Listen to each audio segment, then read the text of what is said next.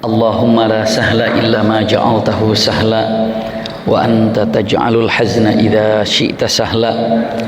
Allahumma inna nas'aluka hubbaka wa hubba man ahabbaka wa hubba amalin yuqarribuna ila hubbika bi rahmatika ya arhamar rahimin. Amin ya rabbal alamin. Alhamdulillahirabbil alamin. Mudah-mudahan i'tikaf kita di masjid ini singkat, namun tidak ada kata-kata i'tikaf itu tidak bermanfaat. I'tikaf ini adalah sunnah muakkadah. Walaupun hanya 5 menit ada kesempatan duduk untuk di masjid, maka duduklah. Iya, dan i'tikaflah, dan pahalanya sangat luar biasa. Jadi silahkan niat i'tikaf walaupun hanya beberapa saat saja, karena kita berada di rumah Allah Subhanahu wa taala. Janji yang sangat luar biasa. Kalau ada dalam hadis, dalam kalimat yang sangat masyhur sekali, au kama qal likulli khalaya fil jasad yuriduna shadaqah, sesungguhnya setiap khalaya itu artinya adalah apa? Pori-pori.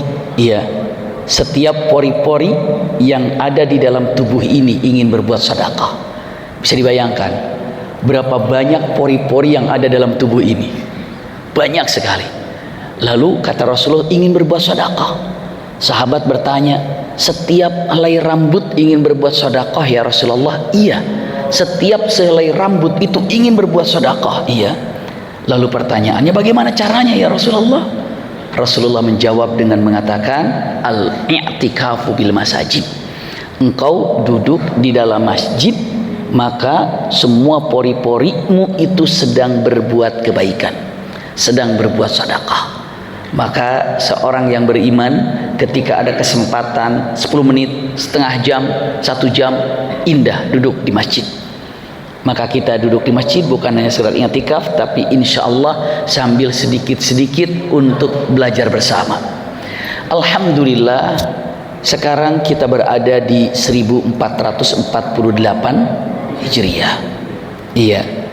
Dan subhanallah, baru saja meninggalkan 1447 Hijriah.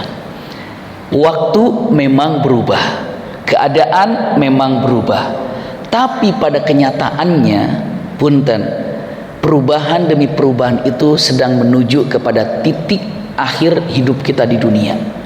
Cek baik-baik. Iya, mungkin kalau kita gambarkan, dulu masih terbayang saat SD, SMP, SMA, kuliah, itu masih ada dalam benak kita. Tiba-tiba kita sekarang sudah dewasa, tiba-tiba kita sudah berkeluarga, kita sudah punya anak. Waktu itu cepat sekali berlalu. Hanya punten, dalam kalimatnya, dunia ini dalam Al-Quran mengatakan innamal hayatud dunya la'ibun walahun, dan selanjutnya la'ibun walahun wa zinatun wa tafakhurun bainakum wa takathurun fil amwal, dan selanjutnya. Namun kita ingin petik saja la'ibun walahun, lahunnya itu dunia ini permainan, iya, lahun itu yang melalaikan. Coba 1447 tahun yang lalu, atau punten, maksud saya 1447 Hijriah yang berlalu, lalu sekarang 1448 Hijriah, punten, 1 tahun sudah berlalu dari Hijriah ini. Kira-kira hafalan Quran kita nambah apa enggak misalnya? Oke, enggak usah hafalan, bacaan Quran kita membaik atau tidak misalnya, ataupun misalnya punten, sholat kita ini membaik atau tidak. Tahun yang lalu sama tahun ini bedanya apa sholat? Sekarang alhamdulillah bimaki saya sudah tahu arti sami Allahu liman hamidah misalnya. Iya. Tapi ada yang dari mulai belajar sholat sampai hari ini nggak tahu arti sami Allahu liman hamidah, sampai bingung apa artinya ya. Sami Allahu liman hamidah itu apa artinya ya? Subhana rabbiyal a'la, nggak tahu artinya. Subhana rabbiyal azimi, nggak tahu artinya. Rabbi firli warhamni, nggak tahu artinya. Sementara itu adalah punten kunci hidup, tali kita dengan Allah yang nyambung itu adalah apa? Salat. Iya. Tapi ternyata usikum wa iyaya nafsi bitaqwallah sampai hari ini. Cek baik-baik. Waktu yang berubah ini ada perubahan apa di dalam ketaatan kita kepada Allah? Ada perubahan apa? Iya, maka kalau dilakukan yang paling baik dalam kehidupan itu, sehingga Al-Quran mengatakan faltandur nafsu ma qaddamat lighad. Ya, wal tandur nafsu ma qaddamat lighad. Artinya apa? Cobalah lihat keadaan kita, jiwa kita, ya, apa yang telah berlalu untuk masa depanmu. Untuk apa? Introspeksi. Apa yang keliru di belakang, perbaiki di depan.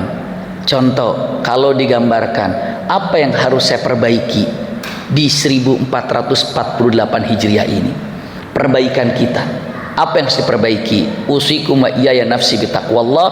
Perbaiki yang pertama, ada 5 yang harus diperbaiki untuk menguatkan kita. Ya, pertama, perbaiki hubungan kita secara khusus dengan Allah adalah salat. Itu tolong perbaiki. Perbaiki itu dulu. Boleh semuanya, kalau seandainya rumah boleh diperbaiki, kendaraan boleh diperbaiki, atau keadaannya mungkin zaman sekarang di upgrade namanya.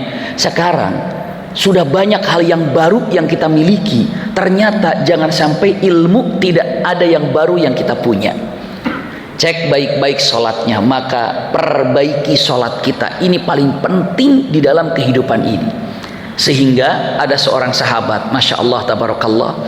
Iya, kalau kita ini, sebelum kita terangkan tentang sahabatnya, bahwa kita ini banyak sekali keinginan. Contoh, saya ingin sampaikan, repotnya kita, susahnya kita, masalahnya satu sepertinya. Apa yang membuat kita susah, yang membuat kita ini bingung? Itu karena kita terlalu banyak keinginan. Karena ingin ini, ingin itu, ingin begitu banyak keinginan, akhirnya kita harus mengejar keinginan itu sehingga kita menjadi apa?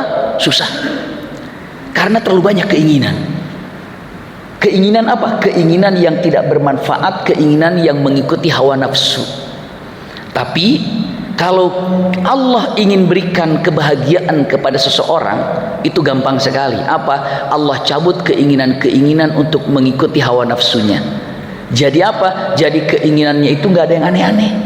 Maka kalau kita perhatikan, aduh, masa kecil tuh masa bahagia ya.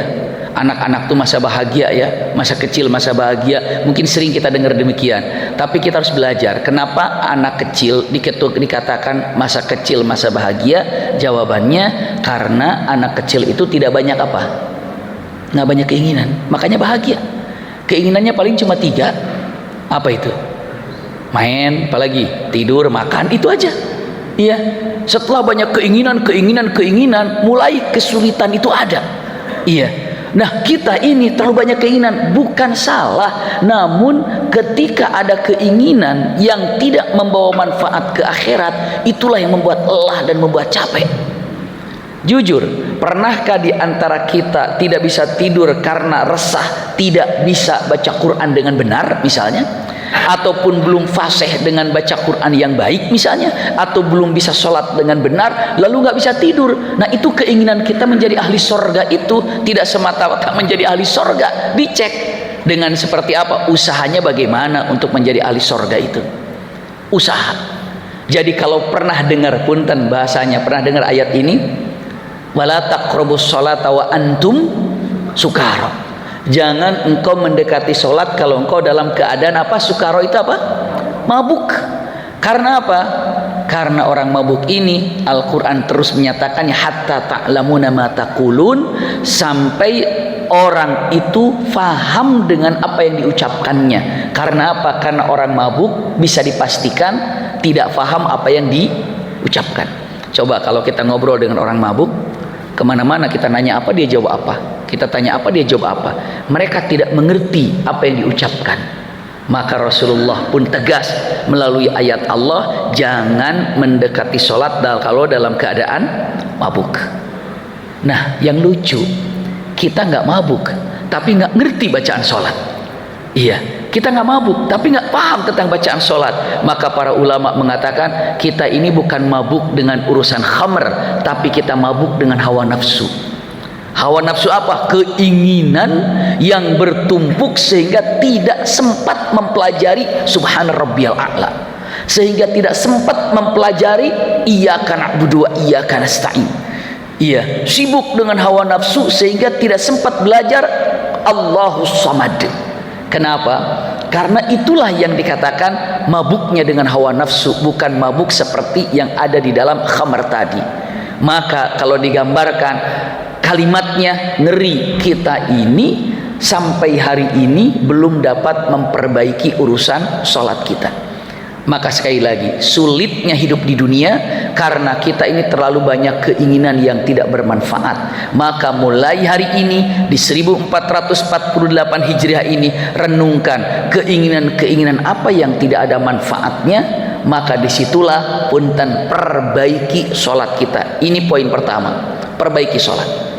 Karena Masya Allah tabarakallah, saya sampaikan punten, seorang sahabat namanya adalah Rabi'ah ibn Ka'ab, usia 13 tahun. Ada di sini yang 13 tahun? Nggak ada. Rata-rata di sini usianya ya 20-an lah, 25. Tapi punten masih muda semua di sini gitu ya. Tapi ini 13 tahun, bisa dibayangkan ya. 13 tahun sudah berpikir dia itu sebatang kara. Ahli suffah. Ahli suffah itu kalau orang yang datang ke kota Madinah, terus sampai ke kota Madinah karena memang gak ada tempat dan dia sebatang kara, akhirnya di masjid itu, di ujung masjid itu disiapin untuk ahli suffah. Jadi orang yang datang hijrah ke kota Madinah, meninggalkan keluarga, meninggalkan harta, otomatis miskin, otomatis fakir. Maka datanglah ke kota Madinah, disiapin di masjid itu, tinggal di sana. Sampai dapat pekerjaan, sampai dia ini sudah stabil, maka dia sudah tidak lagi tinggal di masjid. Ada yang kerja, ada yang itu, akhirnya dapat kerjaan. Para sahabat bantu, oh ini ahli suffah. Iya, maksudnya orang yang datang meninggalkan segala-galanya, dia datang tanpa membawa apa-apa, karena membawa cinta saja kepada Allah dan Rasulnya. Demi apa? Demi Islam. Tinggalkan apa, maka di Madinah disiapkan di pojokan masjid itu khusus untuk orang-orang yang seperti itu. Tapi para sahabat bantunya apa? Oh kamu ahlinya apa? Saya ahlinya misalnya menjahit. Ya sudahlah, yuk dipraktekkan untuk menjahit, dimodalin, akhirnya jadi pengusaha, akhirnya jadi mandiri. Begitu. Itu ahli suffah. Dan ada yang keluar dari ahli suffah sudah mandiri, ada yang masuk lagi. Pokoknya ahli suffah ini paling tidak walaupun ini sudah selesai tapi masuk lagi, ada lagi sudah tidak lagi ahli suffah tapi ada yang baru lagi. Itu diperkirakan tiap harinya ada 200 orang. 200 orang. Dan tahu ibu bapak dari mana makanannya ahli suffah ini tiap harinya? Jawabannya dari Rasulullah. Jadi kalau ada yang bilang mata Rasulullah kaya banget, tiap hari ngasih makan 200 orang. Sekarang siapa di antara kita yang tiap hari ngasih makan 200 orang? Subhanallah. Dan pernahkah Rasulullah berhutang? Pernah. Hutangnya Rasulullah, berhutangnya Rasulullah untuk itu, untuk ahli suffah itu.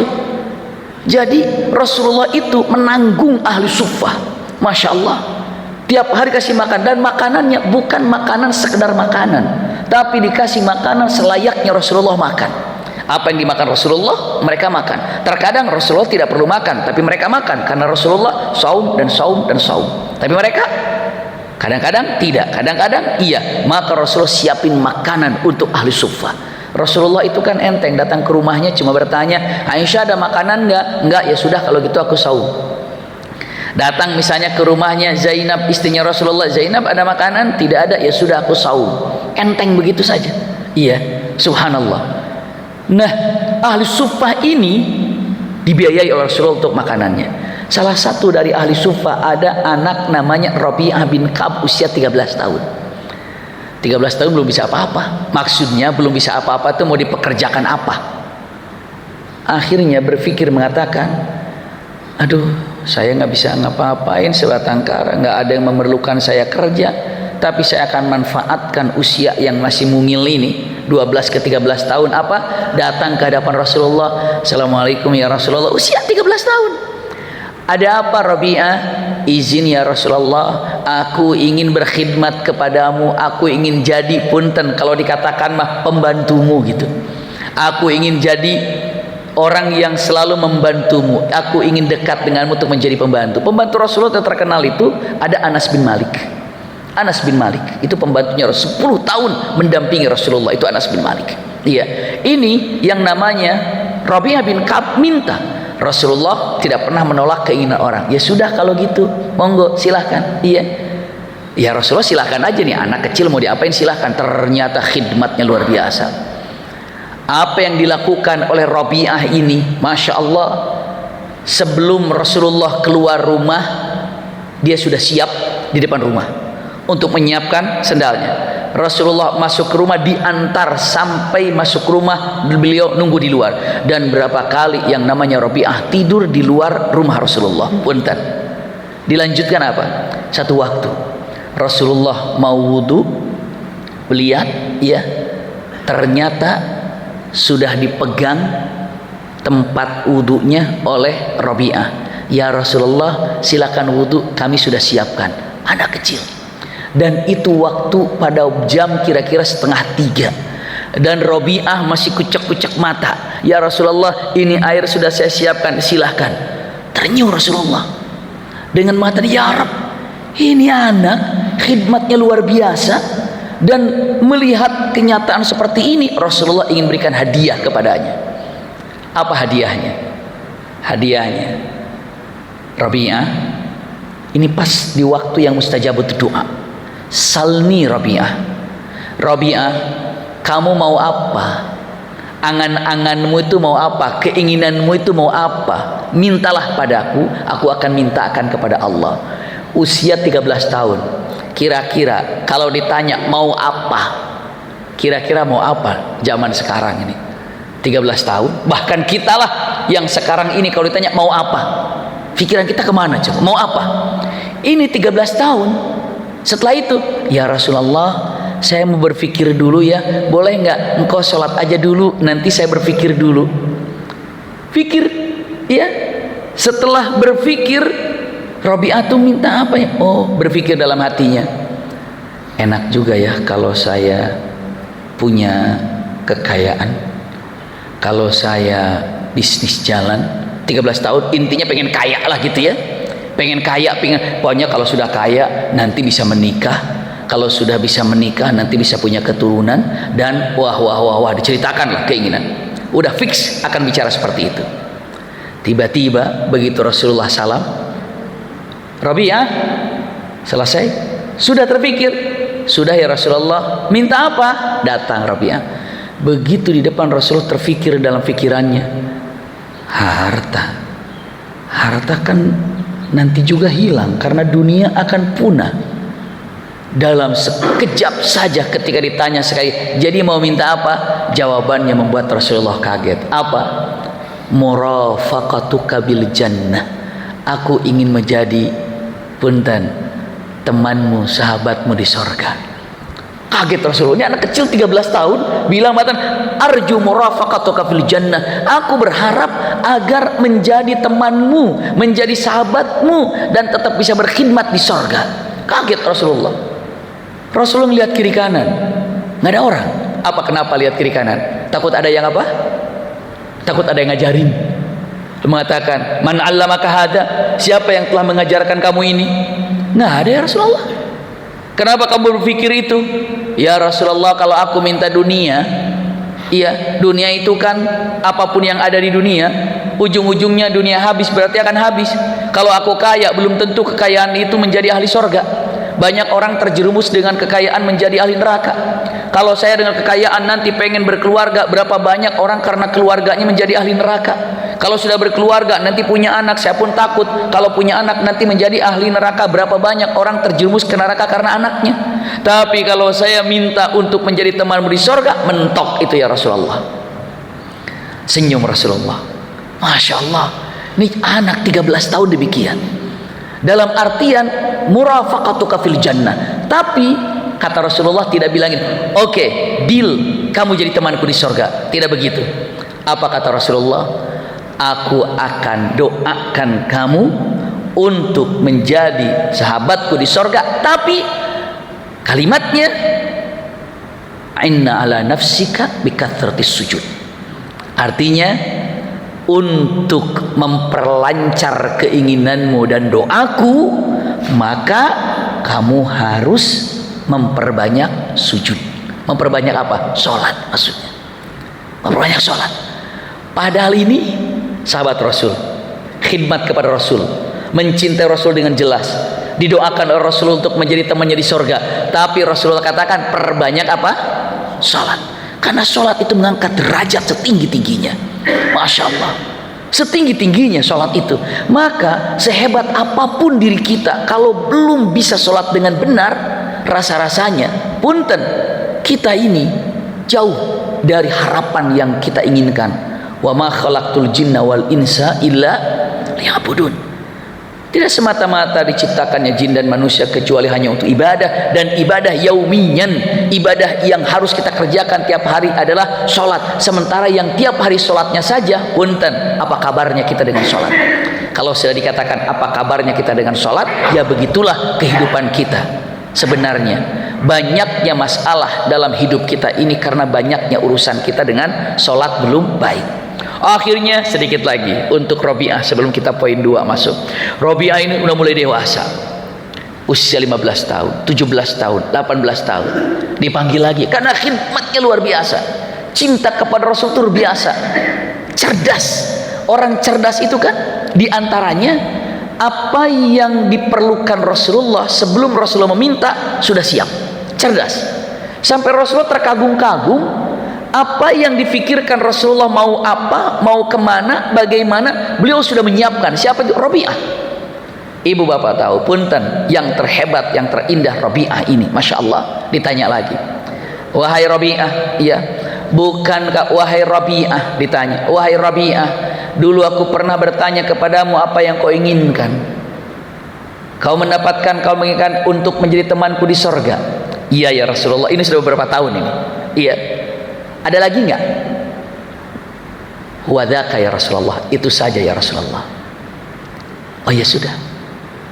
Beberapa bulan lagi ditanya, ada lagi enggak? Yang kau pinta? Wadaka ya Rasulullah, itu saja aku pinta ya Rasulullah.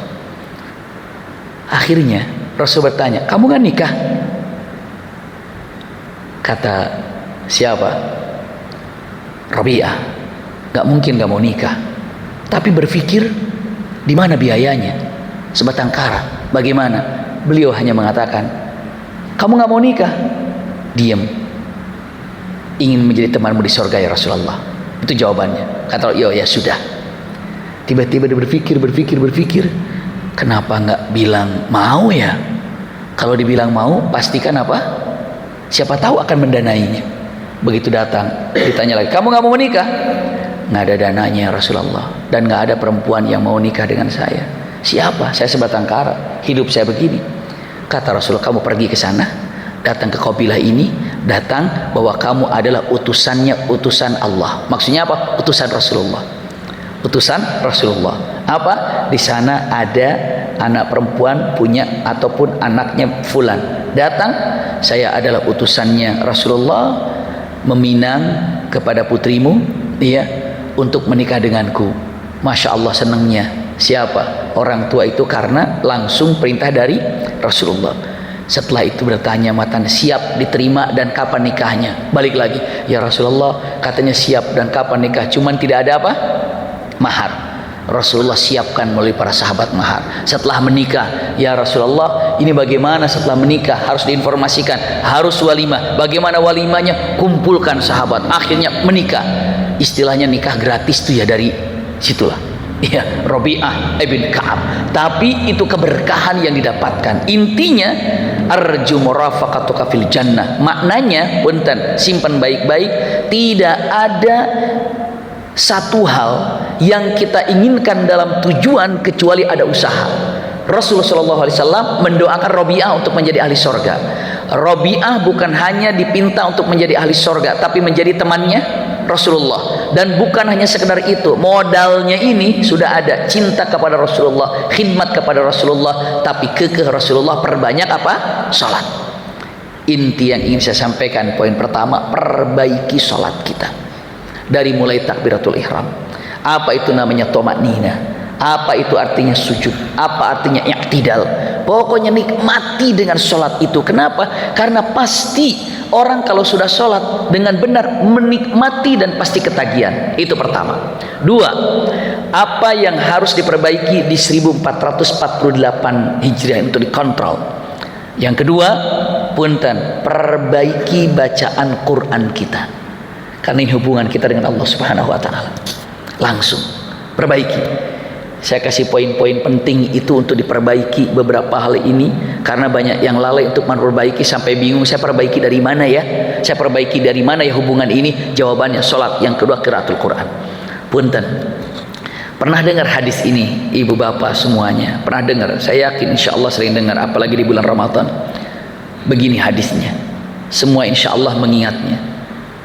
Siapa yang membaca Al-Quran satu hurufnya mendapat berapa rahmat? 10. Masya Allah. Jadi kalau alif lam mim itu 30 tuh. Itu 30 tuh. Masya Allah. Kalau bismillahirrahmanirrahim itu 19.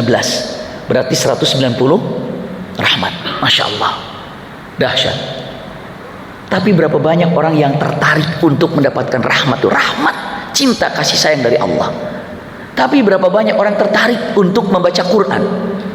Punten, andai ini punten ya, berangan-angan, andai hadisnya diganti, hadisnya begini, hadisnya begini. Siapa yang membaca Quran satu hurufnya 10.000 rupiah. Satu huruf berapa? 10.000 rupiah. Kira-kira kita mau meninggalin baca Quran nggak kira-kira? Setiap hari akan baca Quran. Kenapa? 10.000 satu huruf. Iya. Ini handphone yang kita pegang, yang selalu pasti akan dibuka itu Quran. Nggak ada buka IG, nggak buka TikTokan, nggak buka YouTube, nggak buka, yang dibuka itu apa? Quran. Bahkan ketika diajak ngobrol, kenapa? Sayang, 10.000 satu huruf. Iya. Tapi punten, ketika dibandingkan dengan dunia, kita langsung terbelalak mata ini. Iya ya, satu huruf 10.000, keren banget. Padahal sebanyak-banyaknya harta yang dimiliki belum tentu membawa rahmat. Al-Quran dari hadis Rasulullah, satu huruf bukan urusan dunia, tapi rahmat dari Allah. Keluarga ingin dihujani rahmat Allah, Quran. Punten, tugas kita, jabatan kita, amanah kita ingin mendapatkan rahmat dari Allah, Quran. Anak kita akan dihujani rahmat oleh Allah, jawabannya Quran. Harta kita, tabungan kita ingin membawa keberkahan dan rahmat, Quran. Jadi intinya apapun yang kita miliki kalau jauh daripada Quran, hilang rahmatnya. Rahmat itu hilang. Lawannya rahmat apa? Lawannya kan ada hitam, ada putih, ada tinggi, ada pendek, ada jauh, ada dekat. Nah kalau rahmat lawannya apa? Laknat, murka, laknat. Iya, laknat. Berarti kalaupun bahasanya mukhalafahnya, siapa yang membaca Quran satu hurufnya rahmat Allah 10. Berarti takutnya yang meninggalkan Quran punten bukan malah rahmat didapatkan, tapi apa? Laknat, murka Allah. Laknat, murka itu artinya kalau dalam bahasa Arab, laknat itu matrud, artinya terusir dari cinta Allah. Itu laknat. Jangan-jangan apapun yang kita miliki itu malah membawa laknat. Ilmu membawa laknat, naudzubillah. Keluarga membawa laknat, teman membawa laknat. Jawabannya apa? Quran terlalu jauh dengan kita. Apapun. Jadi kalau digambarkan, usikum wa iyaya nafsi bitaqwallah, ingin mendapatkan rahmat, keluarga ingin mendapatkan rahmat, suami, istri, anak, harta, tetangga, sahabat, semua menjadi rahmat untuk kita. Kuncinya di mana? Quran. Cek baik-baik, Quran itu. Masya Allah. Kewajiban kita dengan Quran. Dan punten, tidak ada yang membuat Rasulullah paling kecewa kelak di akhirat. Ulangi lagi, tidak ada gambaran dalam Al-Quran atau hadis Rasulullah kecewa seberat-beratnya kecuali saat tahu kalau umatnya meninggalkan Quran. Dan Rasulullah kecewa. Kayak gini nih, contoh ya, bapak mau pergi 3 hari meninggalkan keluarga. Kata istri bilang, Pak mau pergi ya 3 hari tugas ya. Terus gimana ya mama ini untuk makan? Kasih nih 10 juta untuk 3 hari. Cocok nggak kira-kira itu? Atau sehari mau 10 juta? Taruhlah nih 30 juta. Tenang nggak bapak meninggalkan istri untuk 3 hari 30 juta? Tenang. Subhanallah. Tiba-tiba begitu bapak selesai ke sana, apa yang terjadi? Kelaparan istrinya, kelaparan anak semuanya. Dibilang dengan mata, loh kenapa? Ditanya, bukan sudah dikasih 30 juta dan itu sangat senang sekali meninggalkan ibu, anak-anak dengan apa, dengan bekal seperti itu, pedenya meninggalkan dengan harta yang ada. Ternyata kelaparan, itu semuanya istilahnya nggak ada makanan, bahkan naudzubillah acak-acakan segala macamnya. Pasti akan mengatakan kecewanya kalimatnya. Kenapa? Jawabannya mungkin dengan mengatakan kata-katanya, yaitu 30 juta itu saya beliin emas semuanya, jadi nggak makan, nggak minum karena habis untuk emas semuanya, misalnya. Iya, kalimatnya. Rasulullah dengan gagahnya, taraktu fikum amrain. Tenang hati Rasulullah. Aku tenang meninggalkan kalian di dunia karena aku tinggalkan dua hal, Quran dan sunnah. Kata Rasulullah ini, taraktu fikum amrain fa in tamassaktum bihima lan tadillu abadan abada. Kalian aku tinggalkan dan aku tenang karena aku tinggalkan untuk kalian Quran dan sunnah. Siapapun yang berpegang dua hal ini maka tidak akan pernah sesat selama-lamanya. Ternyata kelak di akhirat Rasulullah kaget, mana umatku masuk surga ini banyak yang mampir ke neraka. Ditanya Jibril, kok umatku banyak yang mampir ke neraka, ada apa masalahnya? Apa kata Jibril? La tadri madza hadatsa ba'dak. Kamu tidak tahu apa yang terjadi setelah engkau meninggal. Rasulullah bertanya, memang ada apa yang terjadi kepada umatku? Ini punten, ummatuka hajirun anil Quran. Umatmu banyak yang meninggalkan Quran. Umatmu banyak yang tidak bisa baca Quran. Umatmu banyak yang mencampakkan terhadap Quran. Lihat firman Allah Subhanahu wa taala, kekecewaan Rasulullah digambarkan dalam Al-Qur'an. Sambil lemes Rasulullah bilang, wa qala Rasul, dan Rasulullah itu berkata nanti di akhirat, ya Rabb, inna qaumi ittakhadhu hadzal Qur'ana mahjura. Ya Allah, aku tidak nyangka yang aku banggakan Quran yang bagi pedoman umatku, ternyata banyak umatku yang meninggalkan Quran. 1448 Hijriah punya target, dengan saya bisa baca Quran dengan benar. Itu targetnya.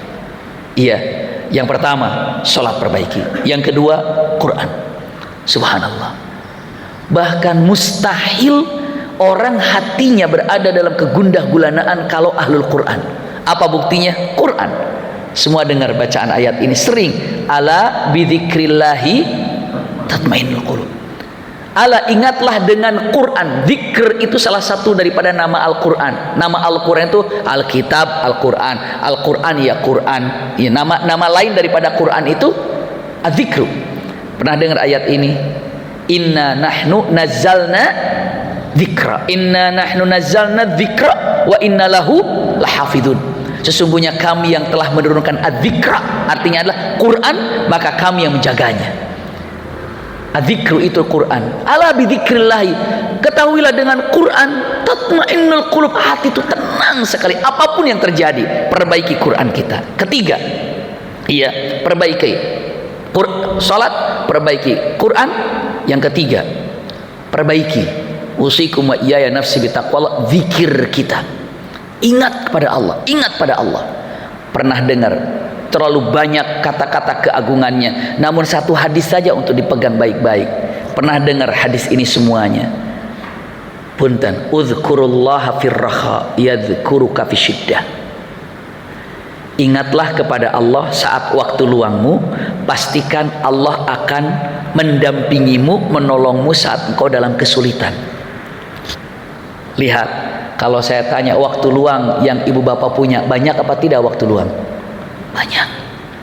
Jalan ke kantor aja waktu luang, pulang dari kantor aja waktu luang, sebelum tidur aja waktu luang. Banyak waktu luang itu, 10 menit, 5 menit itu waktu luang itu.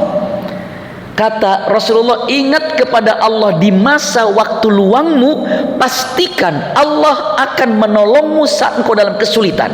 Saya tanya, kesulitan yang mana?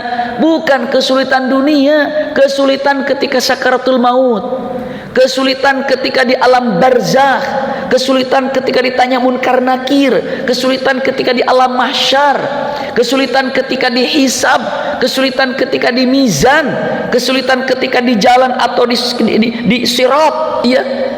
Jadi Ketika dikatakan ingat kepada Allah di waktu luangmu, maka Allah akan menolongmu saat engkau mendapatkan kesulitan. Kesulitan dunia mah subhanallah nggak ada apa-apanya dibandingkan dengan kesulitan akhirat. Maka waktu luang ingat pada Allah, waktu luang ingat kepada Allah. Dan ingat, ada kata-kata yang luar biasa, masukkan dalam hati kita. Persingkat, yang paling ditakuti oleh kita, ulangi lagi, yang paling ditakuti oleh kita bukan kematian. Yang paling ditakuti oleh kita bukan sakaratul maut, walaupun itu menakutkan, tapi bukan yang paling ditakuti. Yang paling ditakuti oleh kita bukan pas bangun di alam barzakh, di kuburan dalam kesendirian, walaupun ada pertanyaan, bagaimana keadaan kita malam pertama saat di alam kubur. Itu menakutkan, tapi bukan itu yang paling ditakuti. Yang paling ditakuti bukan saat kita punten di alam mahsyar, bukan saat kita di mizan, bukan. Ternyata para ulama mengatakan yang paling ditakuti oleh kita adalah, jawabannya, jika Allah melupakan kita. Itu yang paling ditakuti. Kalau Allah melupakan kita, kita kehilangan segala-galanya. Tapi kalau Allah mengingat kita, kita memiliki segala-galanya. Kadang-kadang kita tidak ingat kepada Allah, padahal udzurullaha, dikatakan punten, udkuruni adkurukum, fadkuruni adkurukum. Ingat kan? Ingat kepadaku maka aku akan ingat kepadamu. Jadi kalau teman-teman ingat kepada Allah, maka Allah pasti ingat kepada kita. Kalau kita selalu ingat di dunia dalam waktu luang, di akhirat Allah bantu, di mahsyar Allah bantu. Memang ada orang yang dilupakan oleh Allah. Ada satu ayat saja saya gambarkan, ada dalam Al-Quran, waman, surat Thaha, waman a'rada an dzikri fa inna lahu ma'isyatan dangka.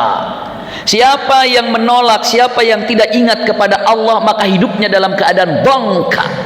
Hartanya banyak, bongka. Kendaraannya banyak, bongka. Jabatannya tinggi, bongka. Dongka itu apa? Paling tidak 3 makna disatukan dongka itu. Sempit, sumpek, gelap, panas, 4 itu. Itu dongka. Hidupnya itu sempit, hidupnya itu sumpek, hidupnya kegelapan, hidupnya itu selalu panas. Dongka. Siapa? Mereka yang lupa kepada Allah. Jadi dongka. Wa nahsyuruhu yaumal qiyamati a'ma, dan orang yang hidupnya dongka itu kelak di akhirat aku bangkitkan dalam keadaan buta. Wa nahsyuruhu yaumal qiyamati a'ma, dan aku akan bangkitkan dia dalam keadaan buta. Lalu dia itu bertanya, Rabbi lima hasyartani a'ma, ya Allah kenapa kau bangkitkan aku dalam keadaan buta? Laqad kuntu basira, dulu aku bisa melihat. Apa jawaban Allah? Qala kadzalika atatka ayatuna fanasitaha. Kamu bertanya kenapa kamu buta hari ini? Aku butakan kamu karena dulu engkau telah membutakan hatimu saat perintah-perintahku datang. Wa kadzalika al-yauma tunsa, dan hari ini aku lupakan kamu seperti engkau melupakan aku. Ngeri sekali. Jadi kalau yang paling bahagia adalah orang yang selalu diingat oleh Allah. Bagaimana caranya agar diingat oleh Allah? Ingatlah kepada Allah. Allah pasti ingat kepada kita. Tadi sudah berapa ini? 3. Keempat, percepat. Yang keempat biar 5 selesai semuanya. Yang kelima yang harus diperbaiki oleh kita itu apa? Punten, persahabatan. Benar-benar suhbah salihah. Sampai ada perkataan al-mar'u ala dini khalilihi. Manusia ini, orang ini itu tergantung kepada agama temannya. Saking berpengaruhnya teman. Saking berpengaruhnya teman. Berkumpul di mana, bersama siapa, itulah yang ada. Jadi kalau pengen tahu fulan bagaimana sifatnya, lihat aja dia gaulnya sama siapa. Kalau sekarang lebih cepat lagi, mau tahu si fulan bagaimana, buka aja IG-nya, siapa yang di follow, ketahuan itu. Kalau ingin tahu anak kita, cek aja mana IG-nya, lihat siapa yang di follow. Ternyata di follow-nya Ustad, Kiai, Masya Allah. Ternyata itu akun pertama, ada akun 3, akun 2, akun 3. Karena anak-anak sekarang lebih pintar daripada orang tuanya, asli gitu ya. Ya jujur aja, walaupun bapak misalnya atau teman-teman semuanya Masya Allah gitu ya, pegang gadget, pegang apa, tapi tetap dibanding sama anak-anak lebih pintar. Iya, anak lebih hebat ya. Makanya punten, kalau dengan ingin tahu siapa, lihat apa yang di follow-nya atau temannya. Kenapa? Almar'u ala dini khalilihi. Iya, Itu gambaran. Jadi perbaiki teman kita. Kira-kira teman kita ini banyak yang mendukung kebaikan apa tidak? Itu poin nomor 4. Perbaiki teman kita. Siapa di grup kita ini? Siapa teman kita? Saya bersama dengan siapa? Sanggupkah dia menasihati saya saat salah? Sanggupkah dia mendukung saya saat dalam keadaan benar? Itu perbaiki teman kita. Walau bagaimanapun. Tapi ada teman saya tidak baik, bukan ditinggalkan. Berarti saya akan memperbaiki dia untuk dibenahi. Dakwahnya dapat. Kalau ada yang baik, oh dia baik banget. Berarti saya akan dukung dia. Mudah-mudahan dia akan menasihati saya. Mendapatkan teman yang baik, jadikan dia sebagai punten, mentor ataupun arahan buat kita. Mendapatkan teman yang tidak baik, jadikan jalan dakwah untuk kita. Itu gambarannya. Pilih-pilih teman. Mana? Milih teman. Tidak boleh punten salah teman. Yang kelima, punten perbaiki. Mulai saat ini adalah tadi poin di pertama ada seperti contoh Rabi'ah bin Ka'ab, perbaiki doa kita. Kira-kira doa kita apa aja yang saya pinta sekarang? Coba koreksi. Doa kita ini apa yang paling banyak nih? Apa doa ini? Jangan-jangan doa kita ini kalah dengan Rabi'ah bin Ka'ab. Iya, yang berpikir matan arju murafaqatuka fil jannah. Loh, tidak berlebihan kalau bapak ibu mengatakan, ya Allah, saya sangat rindu pada Rasulullah, jadikan saya menjadi teman Rasulullah di sorga, walaupun saya tidak melihatnya, walaupun saya tidak sempat melihatnya di dunia, tapi saya merindukannya. Masya Allah, seperti itu. Ikhtitam yang saya sampaikan, Rasulullah SAW pernah menangis sambil meneteskan air mata basah sampai ke jenggot-jenggotnya. Tangisannya bukan sekedar tangisan kecil, tapi seperti gitu tuh. Jadi kalau anak kecil nangisnya dahsyat sampai lama gitu tuh. Jadi Rasulullah itu selesai nangis, bukan lagi nangisnya sahabat melihat, berarti selesai tangisan. Kaget sahabat, kenapa Rasulullah gitu. Sahabat bertanya, "Wa ma yubkika ya Rasulullah?" Kau menangis ya Rasulullah? Iya. Apa yang buat kau nangis ya Rasulullah? Kata Rasul, aku rindu, aku rindu, aku rindu. Siapa di sini yang pernah menangis sampai seperti itu karena kerinduan? Karena rindu. Mungkin rindu anak, mungkin rindu pasangan hidup, mungkin rindu kepada orang tua, bisa nangis seperti itu. Rasulullah tangisannya dahsyat. Siapa yang kau rindukan ya Rasulullah? Rasulullah katakan, sehingga engkau menangis, siapa yang kau rindukan ya Rasulullah? Rasulullah katakan, aku rindu, aku rindu. Iya, siapa yang dirindukan ya Rasulullah? Jawabannya mengatakan, saudaraku, saudara-saudaraku yang aku rindukan. Lalu para sahabat mengatakan, kan ada kami ya Rasulullah, kami juga saudaramu, seiman seislam maksudnya, kami juga saudaramu ya Rasulullah. Kata Rasulullah jawab, kalian adalah sahabat-sahabatku, yang aku rindukan itu saudaraku. Sahabat bingung lagi, siapa saudaramu itu ya Rasulullah? Tahu ibu bapak jawabannya apa? Saudaraku adalah orang yang mencintaiku tapi dia tidak pernah melihat aku. Saudaraku adalah yang merindukan aku tapi tidak pernah berjumpa denganku. Itu siapa kira-kira yang dirindukan Rasulullah? Siapa itu? Kita. Cuma permasalahannya kita rindu nggak sama Rasulullah? Andai kita merindukan Rasulullah, pastikan punten itu yang dikatakan saudara Rasulullah. Tingkatan kita itu dahsyat sampai para sahabat iri. Kata sahabat, aduh alangkah indahnya saya hidup setelah Rasulullah wafat dan saya tidak berjumpa dengan Rasulullah. Tapi apa? Tapi saya berada dalam kerinduan kepada Rasulullah karena iri dengan mendapatkan gelar apa? Saudara. Masya Allah, itu indah sekali. Jadi tolong sekarang ini di poin nomor 5, doa kita ini kayaknya harus disadur ulang gitu. Doa kita itu harus difilter ulang. Kira-kira kita terlalu banyak minta apa ini? Kita terlalu mohon apa ini? Karena apa? Jujur usia kita ini tidak akan pernah lama di dunia. Namanya dunia kan dana, dekat. Iya, dana itu berasal, dunia itu berasal dari kata dana, dekat. Kenapa? Nggak lama hidup ini, nggak terasa waktu ini, pasti tidak terasa. Tiba-tiba 40 tahun, 50 tahun, 60 tahun, 70 tahun, itu sudah jarang sekali. Maka punten usikum wa iyaya nafsi bitaqwallah. Di 1448 Hijrah ini kita saatnya untuk punten ngeriset semuanya. Sholat kita, bacaan Quran kita, zikir kita, pertemanan kita, lalu apa? Doa-doa kita. Kita perbaiki semuanya agar kita bisa meraih keindahan hidup ini, khususnya pada awal 1448 Hijriah ini. Amin ya rabbal alamin. Ini yang dapat saya sampaikan. Mohon maaf atas segala kekurangan. Jazakumullah. Kita akhiri dengan doa. Allahu akbar, Allahu akbar, Allahu akbar. Allahumma salli ala Sayyidina Muhammad wa ala ali Sayyidina Muhammad. Allahumma ahyina bil iman wa amitna bil iman wa akhrijna min hadhihi dunya ma'al iman. Allahumma shfi maradal mu'minina wal mu'minat fa innaka antas syafi la shifaa illa shifaa'uk shifaa'an la yughadiru saqaman wa la hawla wa la quwwata illa billahil aliyyil azim. Allahumma inna nas'aluka Allahumma inna na'udzubika minal hammi wal hazan wa na'udzubika minal ajzi wal kasal wa na'udzubika minal jubni wal bukhli wa na'udzubika min ghalabatid daini wa qahrir rijal wa la hawla wa la quwwata illa billahil aliyyil azim. Allahumma ighfir dhunubana wa dhunuba walidina warhamhum kama rabbawna shighara. Rabbana hab lana minas solihin. Rabbana hab lana minas solihin. Rabbana hab lana minas solihin. Rabbana atina fid dunya hasanatan wa fil akhirati hasanatan wa qina adzabannar.